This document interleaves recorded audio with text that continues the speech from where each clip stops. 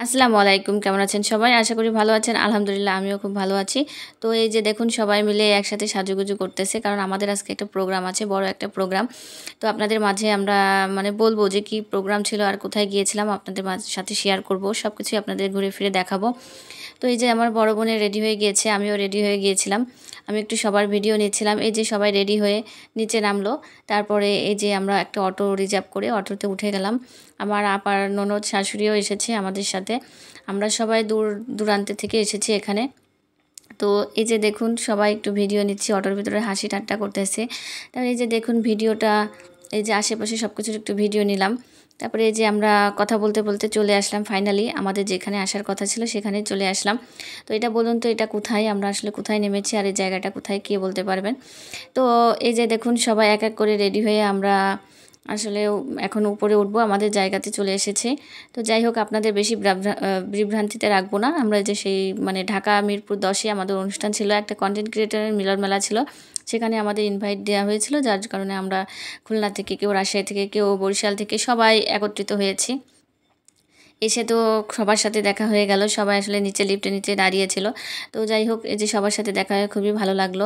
এসেই তো ১মেই দেখা হলো হচ্ছে আমাদের প্রাণপ্রিয় ফারুক ভাইয়ের সাথে। ফারুক ভাইয়ার সাথে দেখা হয়ে খুবই ভালো লাগলো। সে খুব ভালো মনের মানুষ। আ কারণ তাদের যে স্টার ফ্যামিলির উদ্যোগেই আসলে এই মিলন মেলাটা হয়েছে। এই যে ফারুক ভাইয়ের সাথে সবাই কথা বলতেছে, ছবি তুলতেছে। আমরাও সবাই ছবি তুলতেছিলাম, কথা বলতেছিলাম। তিনি আসলে দেখলে বোঝাই যায় না যে তার মন মানসিকতা এত ভালো। আমাদের স্টার ফ্যামিলির সিরাজ দাদু, তাহসান ভাই আর ফারুক ভাইয়ের উদ্যোগে এই কনটেন্ট ক্রিয়েটর মিলন মেলাটা শুরু হয়েছে। তারা একটা বুফে রেস্টুরেন্টে বুফেতে করেছিল। বুফে সিস্টেম করেছিল। তো বুফে সিস্টেমে অনেক পদের খাবার-দাবার। আসলে আমরা তো খাবার-দাবার খেতে পারিনি। প্রচুর খাবার ছিল এখানে।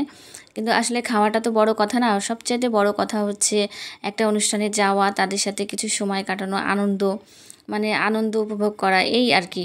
সবার সাথে চেনা অচেনা সবার সাথে পরিচিত হওয়া। তো এই যে দেখুন আমি একটু আপনাদের সবাইকে দেখাচ্ছি ঘুরে, ঘুরে। তারপরে আমার একটু ক্ষুধা লেগেছিল। আমি অল্প কিছু খাবার নিচ্ছিলাম। একটু, একটু করে সব খাবারগুলো নিচ্ছিলাম যে দেখি কোনটা ভালো লাগে।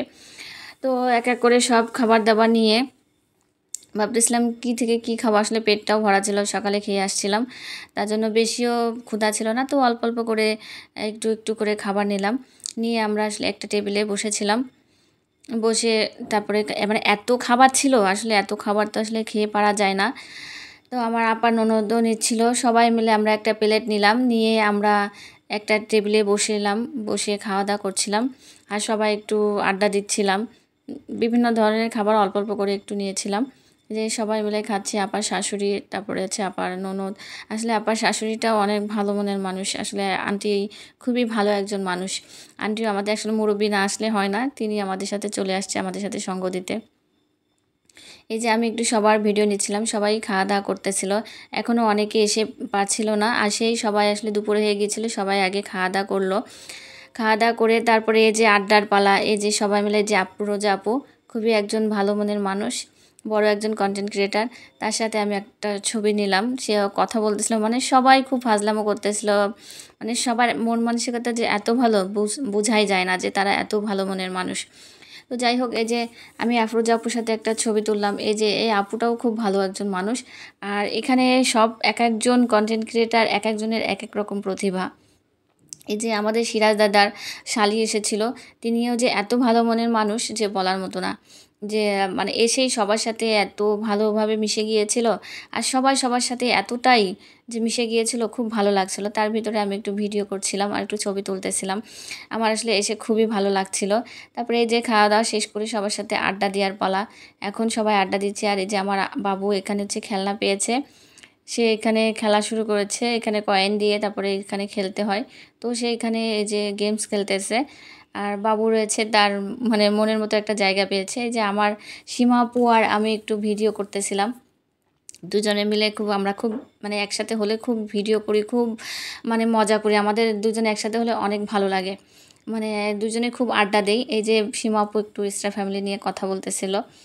আপনাদের আসলে শোনাতে পারতেছি না, ভয়েসটা হয়ে গেছিলো, আমি শোনাতে পারতেছি না। এই যে তারপরে আমি আরও একটা ভিডিও নিয়েছি আমার।